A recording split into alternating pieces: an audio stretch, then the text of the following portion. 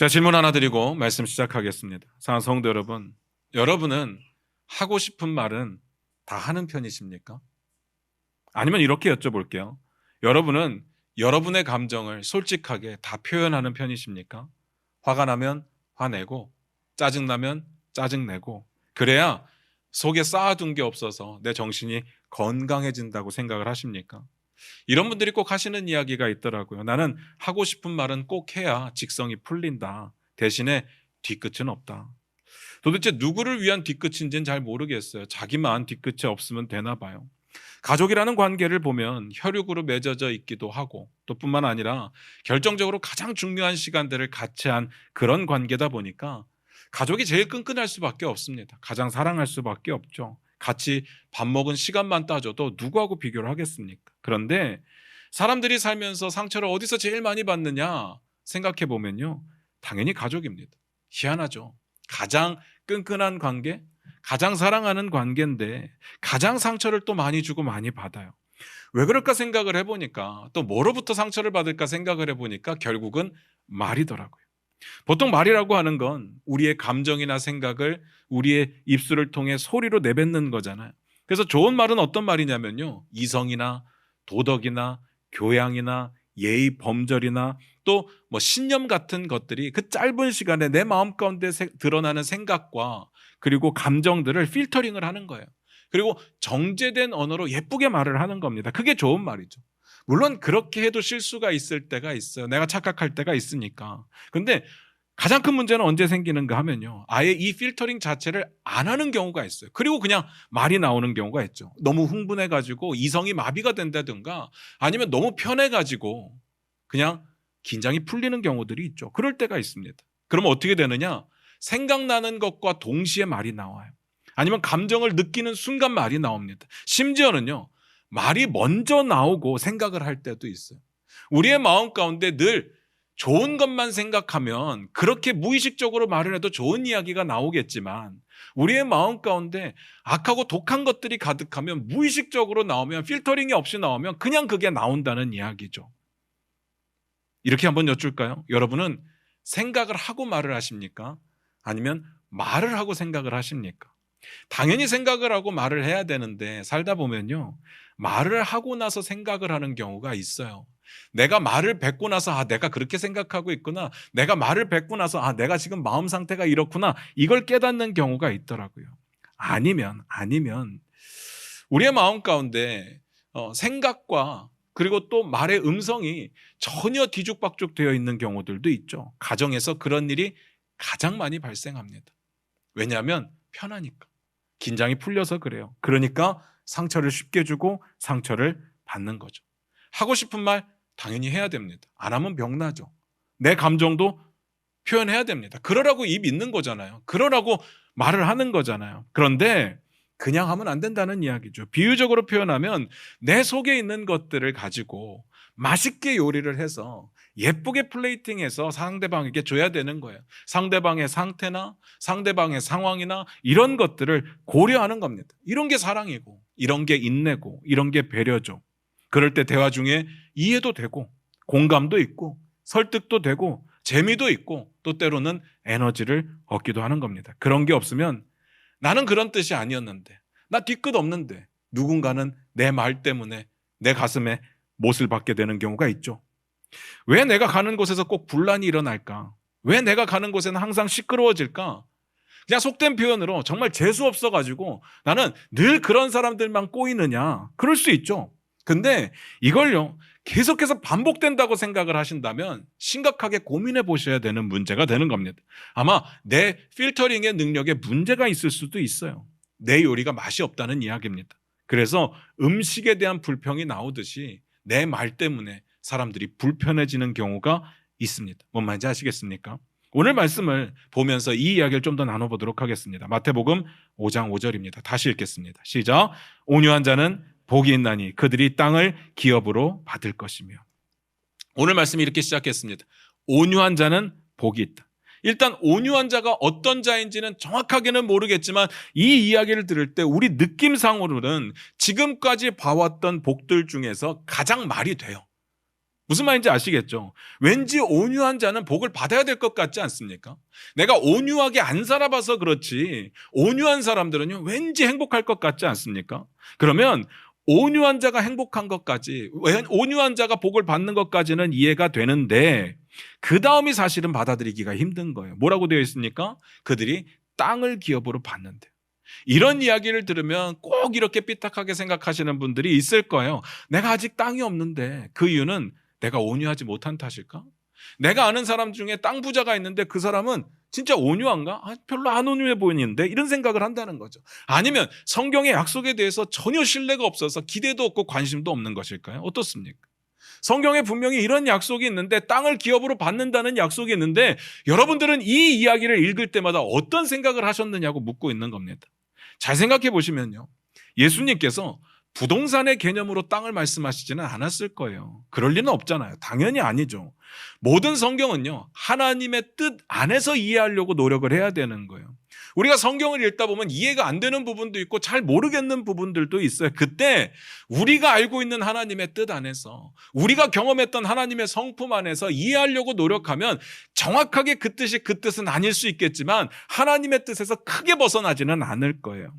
제가 계속 말씀드리는 게 있습니다. 우리가 팔복이라고 부르는 이 메시지는 마태복음의 흐름 안에서 이해를 해야 된다고 했습니다. 기억나실 겁니다. 예수님께서 가장 중요한 메시지 뭐였습니까? 회개하라, 천국이 가까이 왔다. 이 메시지를 선포하고 첫 번째 설교로 지금 이 이야기를 하고 있는 거거든요. 어떤 이야기입니까? 어떤 의미가 있다고 했어요? 예수님께서 내가 하나님 나라 왕으로서 내 나라를 어떻게 통치할 건지, 또 내 백성들은 하나님 나라 백성으로서 어떻게 살아가야 될지 그것을 보여주는 일종의 기조연설 같은 거라고 말씀을 드렸어요. 그 흐름 안에서 봐야 됩니다. 그러니까 여기서 땅은요, 우리가 생각하는 부동산의 개념은 당연히 아닌 거죠. 이건 나라의 개념이에요. 그것도 우리가 생각하는 영토적 개념의 나라가 아니라 하나님의 통치가 이루어지는, 하나님의 주권이 이루어지는 하나님 나라의 개념이라고 이해하는 것이 맞습니다. 당연하겠죠. 구약에서는 이런 개념으로 땅이 선포되면 대부분은 가나안 땅을 생각했었을 겁니다. 그때는 그게 맞았어요. 근데 그때조차도 개인이 소유하는 부동산의 개념은 아니었어요. 약속된 땅, 기업으로 받는 땅, 그 개념이었습니다. 우리가 오해하면 안 되죠. 제가 늘 강조하는 내용이 있습니다. 예수 믿으면 부자 된다? 이런 식으로 접근하지 말라고 부탁을 드렸어요. 물론 필요에 따라서 부자 될 수 있죠. 하나님께서 허락하실 수 있습니다. 하나님께서 권력을 주실 때도 있고 부자가 되게 할 때도 있고 건강을 주실 때도 있어요. 그건 하나님이 보시기에 필요할 때 주시는 거예요. 아니면 세상 가운데 돈 잘 버는 사람들이 있어요. 뭐를 해도 돈 버는 사람들이 있고 뭐를 해도 힘을 얻는 사람들이 있어요. 그건 그렇게 살아가는 사람들의 이야기인 거죠. 그런데 이거를 절대로 공식으로 만들 수는 없다는 이야기죠. X값에 믿음을 대입하면 Z값은 땅 가진 부자, 이렇게 만들 수는 없는 겁니다. 대신에 하나님의 통치와 주권 아래에 있다는 사실은 특권이기도 하다라고 말씀드렸어요. 오늘 본문은요, 하나님의 주권과 통치 아래에 있는 백성들이 어떻게 특권을 누리게 되는지, 어떤 게 특권인지를 볼 수 있는 대표적인 예가 될 겁니다. 그 특권이 뭐라고요? 하나님 나라를 기업으로 받는다는 이야기입니다. 갈라디아 4장에 보면 이런 내용이 있어요. 화면 보면서 같이 한번 읽어볼게요. 갈라디아서 4장 6절 7절입니다. 같이 읽겠습니다. 시작. 너희가 아들임으로 하나님이 그 아들의 영을 우리 마음 가운데 보내사 아빠 아버지라 부르게 하셨느니라. 그러므로 내가 이후로는 종이 아니요 아들이니 아들이면 하나님으로 말미암아 유업을 받을 자니라. 무슨 말인지 아시겠습니까? 유업을 받는다, 기업을 받는다는 이야기가 뭘 증명하는 거예요? 하나님과 나와의 관계를 증명하는 겁니다. 하나님과 나와의 관계가 하나님과 아들의 관계냐, 하나님과 백성의 관계냐, 그걸 증명해 주는 거예요. 그래서 구약 시대에는 기업이 증명이 되었고 신약 시대는 유업이 증명이 되는 거예요. 우리는 그 특권을 누리고 살아가는 거죠. 여기까지 이해가 되십니까? 계속해서 다뤘던 내용들이니까 크게 어려운 것은 없을 겁니다. 길게 다루지 않을게요. 그렇다면 이제부터 진짜 중요한 이야기입니다. 온유한 자는 어떤 자입니까? 성경에서 말하는 온유한 자는요, 어떤 자입니까?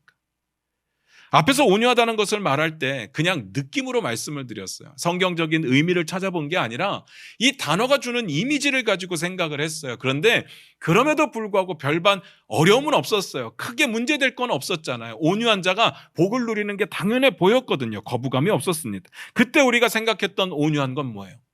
여러분이 생각하셨던 온유한 건 어떤 것이었습니까? 저는요, 온유하다라고 하면 떠오르는 성품이 어떤 거냐면요, 성품이 좀 부드러운 거, 좀 화낼 일이 있어도 화 안 내고 참는 유순한 성격, 이런 것들이 떠올랐더라고요. 여러분은 좀 다르십니까? 대부분 이런 거 생각하지 않으셨어요? 그럼 궁금한 겁니다. 아니, 온유한 자가, 다시 말해서 성품이 부드러운 자가, 화를 잘 안 내는 자가 하나님 나라를 기업으로 받게 돼요? 이런 성품은요, 대부분 타고나는 거잖아요. 타고나는 성품을 보통 기질이라고 부르더라고요. 성향적으로 부드러운 사람이 있어요. 성향적으로 화를 잘 안 내고 유순한 사람이 있어요. 저 같은 사람들이요.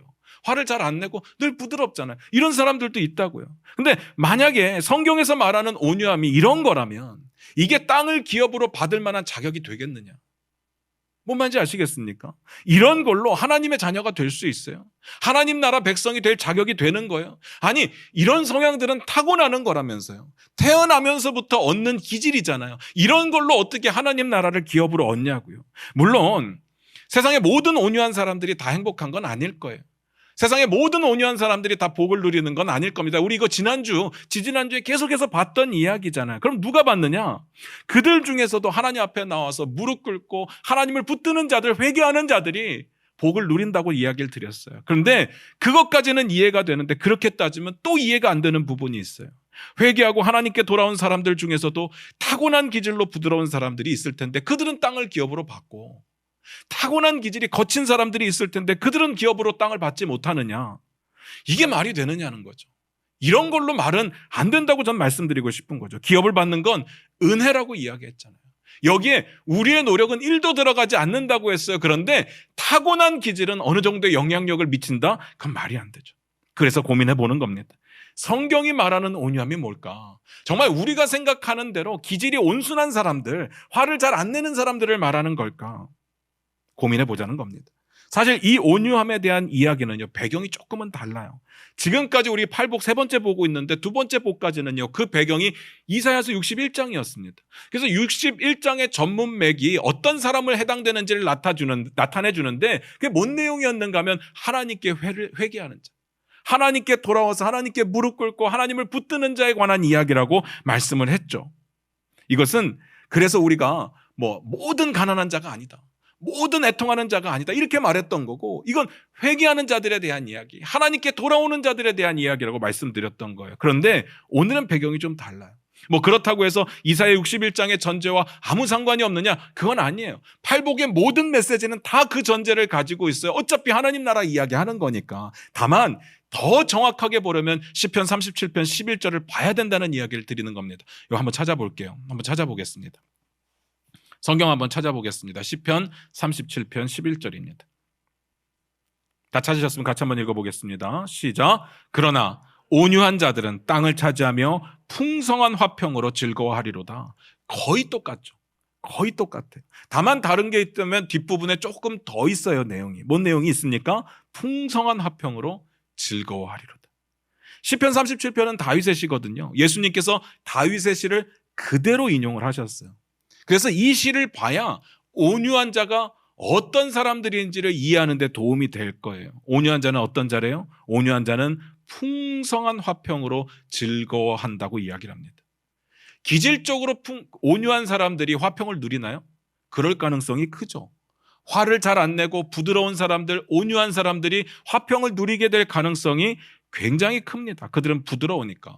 근데 솔직히 말씀드리면 그들이 누리는 화평은요, 진정한 화평은 될 수 없죠. 이렇게 생기는 화평은 어떻게 얻은 거냐면요, 기질적으로 화를 못 내는 사람이 그냥 손해를 감수하고 참는 거예요. 억울한데도 불구하고 참는 거예요. 솔직히 말해서 이런 사람들은 자기 속내를 다른 사람들에게 비추는 게 더 불편해서 참는 거예요. 어떤 사람들은 자기 안에 있는 모든 생각을 다 말하는 게 편한 사람들이 있는 반면에 이 사람들은 그냥 나 혼자 알고 있는 게 편한 사람들도 있어요. 그런데 뭐가 문제냐? 이건 기억하셔야 되는데 속이 썩어 들어가도 참는 거예요. 무슨 말인지 아시겠습니까? 성향상 싸우기 싫으니까 참는 거지 그 안에서 화평을 이루기 때문에 참는 게 아니에요. 아무렇지도 않아서 참는 게 아니에요. 난 괜찮으니까 참는 건 아니라는 이야기예요. 이걸 가지고 사람들이 풍성한 화평을 누리느냐? 그건 아니에요. 그 이야기는 아니에요. 그러면 뭡니까? 그러면 도대체 온유한 건 뭐예요? 결론부터 말씀드릴게요. 잘 들어보세요. 성경에서 말하는 온유함이란 어쩔 수 없이 참는 연약함이 아니에요. 사람들을 대할 때 내 감정이나 내 유익을 위해서 힘을 안 쓰고 내 힘을 통제할 수 있는 능력, 관계 가운데 화평을 유지하고 만들어낼 수 있는 그런 능력을 가지고 온유하다고 말하는 겁니다. 뭔 말인지 아시겠습니까? 이게 결론이에요. 그리고 보면 지금까지 봐왔던 두 개의 복과는 분위기가 사뭇 다르죠. 가난한 것, 애통한 것, 이런 것들은 내가 원해서 된 게 아니에요. 내가 노력해서 된 게 아니에요. 굉장히 수동적인 겁니다. 그냥 내 상태가 그런 거예요. 살다 보니까 내가 가난해진 거고, 살다 보니까 나에게 슬픈 일이 일어난 거예요. 이건 내 노력과는 아무 상관이 없어요. 그리고 이건 인간관계에 관한 이야기도 아니었습니다. 가난한 사람들끼리 서로 어떻게 돕고 살아야 되는지, 난 가난하지만 부자들을 어떻게 대해야 되는지, 이런 이야기가 아니잖아요. 애통한 사람들끼리 서로 어떻게 위로해야 되는지, 애통한 사람이 애통하지 않은 사람들과 어떻게 어울려 살 수 있는지, 이런 이야기가 아니었습니다. 그냥 이건 이 땅에 고통받는 크리스찬들이 있는데 그들에게 하나님의 약속이 어떻게 위로가 되는지, 어떤 약속을 주시고 계시는지, 그런 이야기에 불과했던 거죠. 애통하려고 애통한 것도 아니고 가난하려고 가난했던 것도 아니니까 그냥 삶이 그랬던 거예요. 근데 온유한 자는 다르죠. 이건 관계예요. 그리스도인들이 그리스도인으로서 사람들을 어떻게 대해야 되는지, 그것에 관한 이야기예요. 완전히 다르죠. 앞에 두 개는요, 그저 내가 어려운 상태에 있는데 그때 뭘 해야 되느냐, 하나님을 붙들고 하나님 앞에 무릎 꿇고 하나님의 인도하심을 기다리는 거, 그거면 충분했어요. 근데 이 다음 이야기는 어떤 내용인가 하면요, 한 걸음 더 나아갔어. 하나님 나라 백성으로서 하나님 나라 백성답게 사람들에게 뭘 하며 살아야 되는지, 어떤 자세와 태도를 가져야 되는지, 그것에 대한 이야기였습니다. 이해가 되십니까? 그렇다면 지금부터 온유한 자가 어떤 자인지 예를 들어서 구체적으로 설명을 좀 드릴게요. 당연히 온유함의 완벽한 모델이 있어요. 예수 그리스도. 예수님은요, 스스로 이렇게 말씀하시잖아요. 나는 온유하고 겸손하다. 그러니까 나한테 배워라. 이렇게 말씀하시잖아요. 예수님이 완전하게 온유하세요. 그런데 저는요, 제 개인적인 입장에서 예수님은 너무 온유하시기 때문에 내가 좀 담기가 좀 어려워요. 너무 완벽하게 온유하시잖아요. 그래서 우리와 같은 성정을 가진 사람들 중에 온유한 자가 없을까를 찾아보니까 구약에 있더라고요. 구약에 온유한 자 하면 떠오르는 사람이 있는데 누구냐면 모세죠. 민수기 12장 3절에 보면 모세에 대해서 이렇게 말합니다. 제가 읽어드릴게요. 이 사람 모세는 온유함이 지면의 모든 사람보다 더하더라. 옛날 성경에는 뭐라고 되어 있는가 하면 온유함이 지면의 모든 사람보다 승하더라, 이렇게 이야기했어요. 온유함만 놓고 따져보면 모세가 온유함에서는 원탑이라는 이야기예요. 싸워도 누구한테 지지 않는다는 이야기죠. 그런데 모세가 온유했을까요? 여러분 기억에 모세 온유하신가요? 제가 기억하는 모세는요, 첫 번째 장면이 실수였습니다. 여러분 기억하실 겁니다. 모세가 처음 등장할 때, 아기 때 말고 어른이 돼서 처음 등장했던 장면이 뭐예요? 애굽의 관리들이 자기 백성들을 괴롭히니까 화가 나서 돌로 쳐서 죽이는 장면으로 시작하잖아요. 어디가 온유해요? 뭐가 온유한 거예요? 또 하나님께서 돌을 명하여 물을 내라고 했는데 이스라엘 백성들이 막 짜증나게 하니까 돌을 내려치죠. 그것 때문에 가나안 못 들어가잖아요. 도대체 어디가 온유한 거죠? 온유하다고 말할 수 있는 장면이 하나도 없어요. 그래서 기질적인 문제라고 본다면 모세는 온유하지 않아요. 그런데 성경은요, 모세를 온유하다고 말하는데 그냥 온유한 정도가 아니라 지면에 있는 모든 사람보다 온유함이 가장 컸다고 말하고 있습니다. 그럼 이 온유함은 뭐예요? 우리가 생각하는 온유함은 아닌 것 같아요. 당연히 아니겠죠. 기질이 아니라면 뭘까요? 잘 생각해 보세요. 모세는요, 성인 남자만 70만 명을 이끄는 지도자였습니다. 여기에 아이들, 여자들, 할아버지, 할머니를 더하면 200만 명 혹은 300만 명까지도 될 수 있다고 이야기를 했어요. 300만 명을 이끄는 지도자라고요. 그 힘이 어마어마했죠. 뿐만 아니라 하나님과 독대하는 사람이었어요. 하나님께서 모세에게 어마어마한 능력을 베풀어 주셨어요. 그걸 통해서 이스라엘을 이끌 수 있었던 거예요. 여러분 주변에 그런 사람 보신 적 있어요? 지팡이 던지면 막 뱀으로 변하고, 꼬리 잡으면 다시 지팡이 변하고, 손에다 넣으면 막 이거 변하고, 이런 거 본 적 있으세요? 없어요. 모세에게만 유독 그런 힘이 있었다고요. 또 하나 놀라운 게 뭐냐면요, 하나님이 이스라엘 백성들 때문에 엄청 속상해서 엄청 화가 나셔도 모세의 이야기는 들으셨어요. 모세가 40년 동안 그 능력을 가지고 있었다고요. 그렇게 이스라엘을 이끌어 갔다는 이야기입니다. 모세의 파워가 상상이 되십니까? 모세가 죽고 난 수천 년 동안 계속 모세의 이야기는 나오잖아요. 모세의 파워를 한번 상상해 보시기 바라요. 엄청나겠죠. 근데 이스라엘은요, 개의치 않아요. 심심하면 모세를 들이받죠. 화면 보시면서 같이 한번 읽어볼까요? 출애굽기 17장 2절 4절입니다. 2절부터 4절까지 같이 한번 봅니다. 같이 읽겠습니다. 시작. 백성이 모세와 다투어 이르되 우리에게 물을 주어 마시게 하라. 모세가 그들에게 이르되 너희가 어찌하여 나와 다투느냐? 너희가 어찌하여 여호와를 시험하느냐? 거기서 백성이 목이 말라 물을 찾으매 그들이 모세에게 대하여 원망하여 이르되 당신이 어찌하여 우리를 애굽에서 인도해 내어서 우리와 우리 자녀와 우리 가축이 목말라 죽게 하느냐? 모세가 여호와께 부르짖어 이르되 내가 이 백성에게 어떻게 하리이까? 그들이 조금 있으면 내게 돌을 던지겠나이다. 어떤 장면인지 여러분 아시겠죠? 이스라엘 백성들이 광야길을 가는데 마실 물이 없었어요. 당연히 없겠죠. 광야에서 무슨 물을 구하겠습니까? 출애굽할 때 가지고 왔다고 해도 그거 며칠이나 갔겠어요? 당연히 없어요. 그런데 없으면 지금까지 경험 속에서 하나님 앞에 기도하고 하나님 주십시오 이래야 되는데 계속 모세하고 싸우는 거예요. 모세를 원망하는 거예요. 그냥 애굽에 있었으면 괜찮았을 텐데 너 때문에 나와가지고 다 죽게 됐다 이러는 거죠. 자, 모세가요, 이 장면을 경험하면서 백성들과 이런 다툼의 여지가 있을 때 어떻게 해요? 옛날 성질 같았으면요. 받아버리면 되죠. 그리고 지금 힘이 있다니까요. 모세가 지도자라고요. 그냥 몇 명 잡아서 죽이면 돼요. 그리고 본때를 보여주면 되죠. 누가 감히 건드리겠어요. 근데 모세가 어떻게 합니까? 엎드리죠. 하나님 앞에 엎드립니다. 그리고 이렇게 이야기해요. 내가 이 백성에게 어떻게 하리까? 어떻게 하는 게 좋겠어요? 우리의 성질 같아서는 쥐어 박아야죠. 근데 그게 아니에요. 모세가 이어서 이렇게 이야기합니다. 이 백성들이 조금 더 있으면 내게 돌을 던지겠나이다. 모세가 지금 무서워가지고 막 공포에 떨면서 하나님 앞에 살려달라고 하는 걸까요?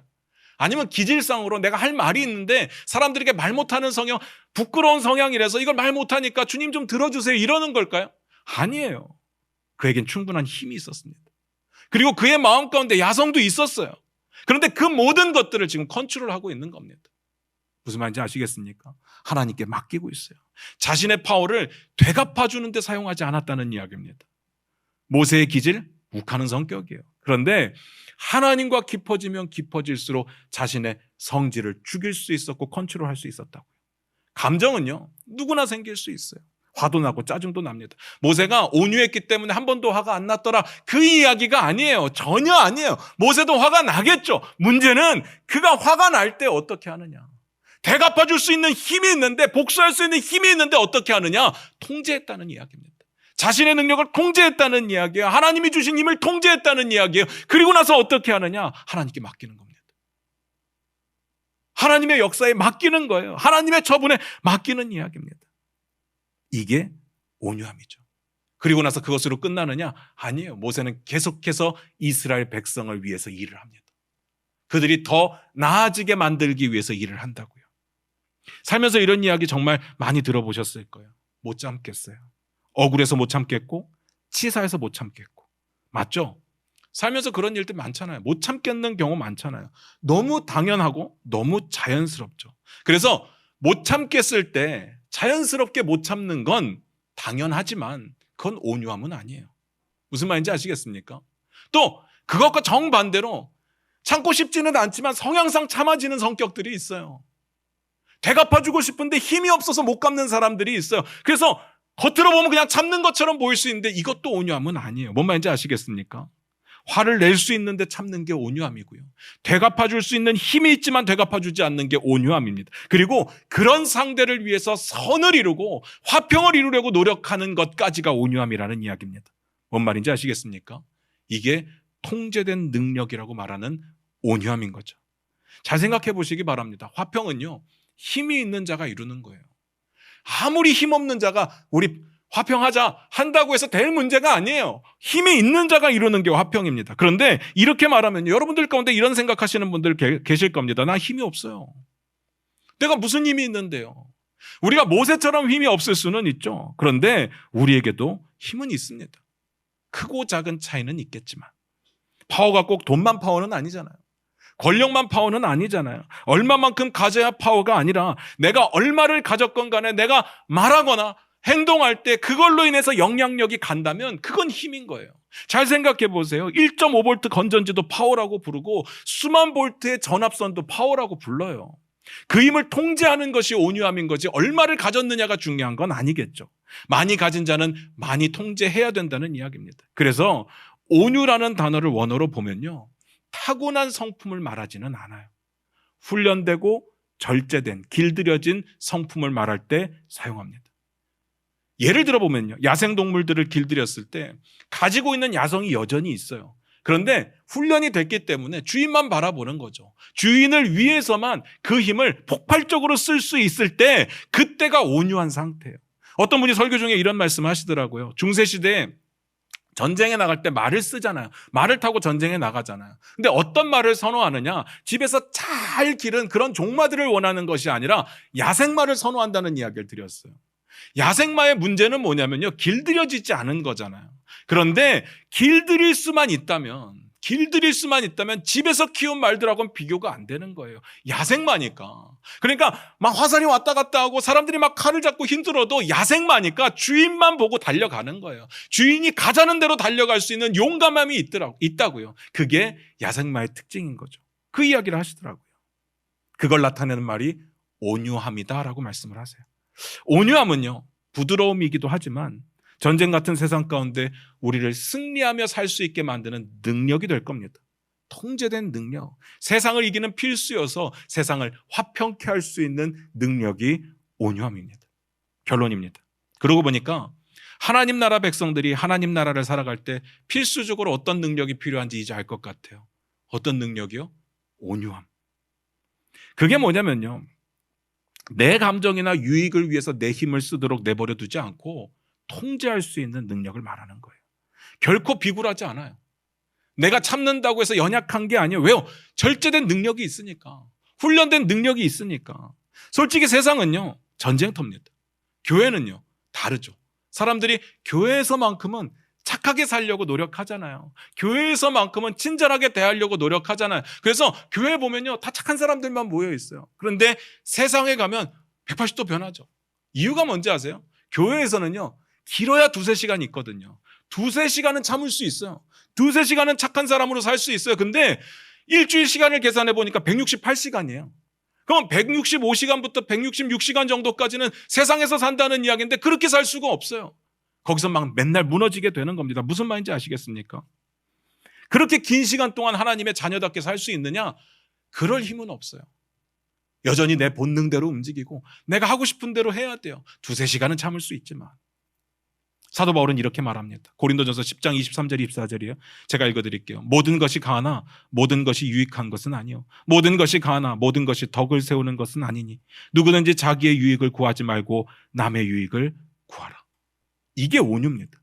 모든 것이 다 가능해요. 내가 뭔 말을 해도 돼요. 내가 모든 것을 할 수 있어요. 다 내 자유예요. 그런데 그게 다 좋은 건 아니에요. 무슨 말인지 아시겠습니까? 그게 다 덕을 세우는 건 아니에요. 사람을 높이고 사람을 세우고 평화를 이루는 거, 그게 온유함이라는 이야기입니다. 다시 원점으로 돌아와서요. 시편 말씀 기억나십니까? 37편 11절이요. 다시 한번 읽어볼까요? 같이 읽겠습니다. 시작. 그러나 온유한 자들은 땅을 차지하며 풍성한 화평으로 즐거워하리로다. 감히 묻겠습니다. 여러분의 삶은 풍성한 화평이 경험되고 계십니까? 내가 온유한 자냐 아니냐, 내 성품이 온유하냐 아니냐, 성경이 말하는 그 온유함을 이루고 있느냐 아니냐, 이걸 따져볼 수 있는 근거가 뭐냐면요, 나로 인해서 내가 속한 그 자리에 풍성한 화평이 넘쳐난다면 나는 온유한 자가 맞을 겁니다. 근데 아니라면요, 나는 온유함의 능력이 부족하다고 말할 수도 있는 거죠. 내가 가는 곳마다 분쟁과 문제가 일어날 수 있어요. 아까도 말씀드렸듯이 진짜 재수없게 그런 사람들만 꼬일 수 있어요. 그런데 내가 온유하다면 그 가운데서도 화평이 넘쳐나게 될 줄로 저는 믿습니다. 온유함의 능력은요, 그렇게 약한 게 아니거든요. 화평을 이룰 수 있는 능력이 온유함이라고 했으니까 기질적으로 착한 게 아닙니다. 말씀 마무리 짓겠습니다. 그러면 제일 중요한 이야기죠. 어떻게 그 힘을 통제할 수 있느냐. 아니, 더 깊이 들어가서, 아니, 무슨 능력이 그렇게 크게 있다고 통제까지 해야 됩니까? 능력이 있어야 통제를 하든 말든 하지 않겠습니까? 이 이야기만 드리고 마칠게요. 갈라디아서 5장 22절인데 우리 화면 보면서 같이 읽겠습니다. 5장 22절 23절입니다. 같이 읽겠습니다. 시작.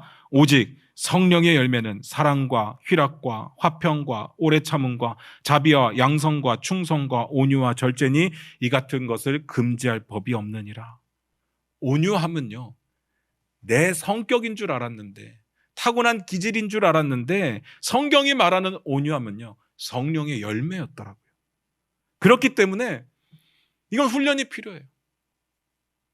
그래야 통제할 수 있어요. 근데 어떤 훈련을 받고 어떻게 통제를 받아야 되느냐? 간단합니다. 성령의 인도하심 따라 살아야 돼요. 어느 날 갑자기 내가 생각한다고 뿅 내가 온유해지지는 않아요. 시간이 지나면 자연스럽게 교회 한 3년 다녔으니까 나 온유한 자가 된다, 이러지 않는다고요.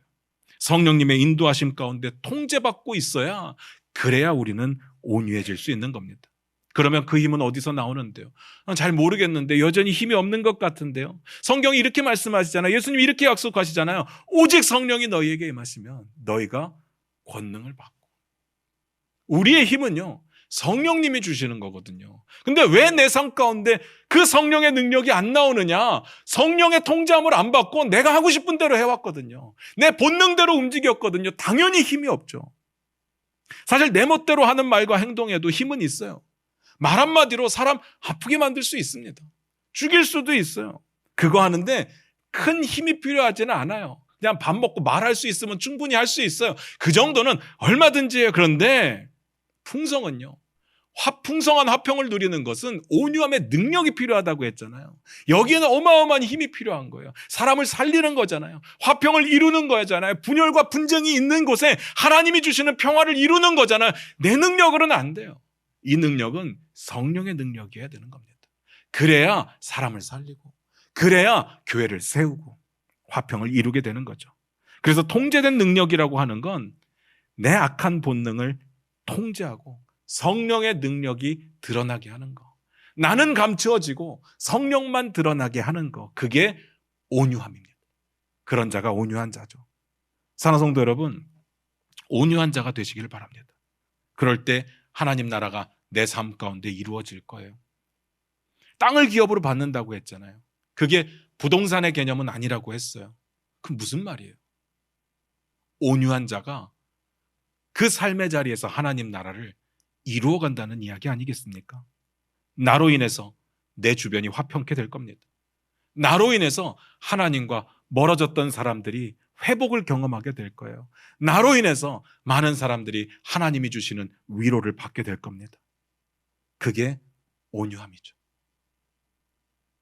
우리는 자유를 생각할 때마다 통제와 반대되는 말이라고 생각을 하겠지만, 진정한 자유는요, 통제 아래 있을 때 이루어집니다. 질서 아래 있을 때 이루어져요. 생각을 해봤는데요, 규칙이 없는 격투는요, 그냥 싸움이더라고요. 맞습니까? 법이 없는 나라는 무정부 상태라고 부르고요, 질서가 없는 가정은 콩가루라고 부르죠. 통제가 없는 자유는 방종이라고 부릅니다. 내 마음대로 하고 싶은 걸 다 하는 자유가 우리에게는 없습니다. 없어요. 성령님의 통제 아래 인도하심을 따라 성령님이 원하시는 일을 행할 때 우리는 복을 누리고 하나님 나라를 이루며 사람을 살리게 될 줄로 믿습니다. 화평을 이루게 될 줄로 믿습니다. 그걸 우리는 온유하다고 말하는 겁니다. 사랑하는 성도 여러분, 우리는 온유합니까? 그래서 내 삶의 자리가 하나님 나라가 되었습니까? 나로 인해서 분열과 분쟁이 그치고 화평을 이루게 되었습니까? 나로 인해서 아파하는 자들이 위로를 얻고 하나님께서 허락하시는 천국을 맛볼 수 있게 되었습니까? 제가 숙제 드리겠습니다. 언제 우리가 내 본성을 억제하고 하나님 앞에 무릎 꿇어야 될지 고민해 보시기 바랍니다. 살다 보면요, 그런 순간들이 올 때 그때 뭘 붙잡아야 되고 내 힘을 어떻게 통제해야 될지, 그때가 언제였는지를 한번 고민해 보시기 바라요. 그때가 찾아온다면 성령님 앞에 무릎 꿇으시기 바랍니다. 모세가 했던 것처럼 내가 저 사람들을 어떻게 가만둘까요? 그런데 하나님의 뜻대로 되기를 원합니다 라고 말할 수 있는 우리의 고백이 있었으면 좋겠습니다. 기도하겠습니다.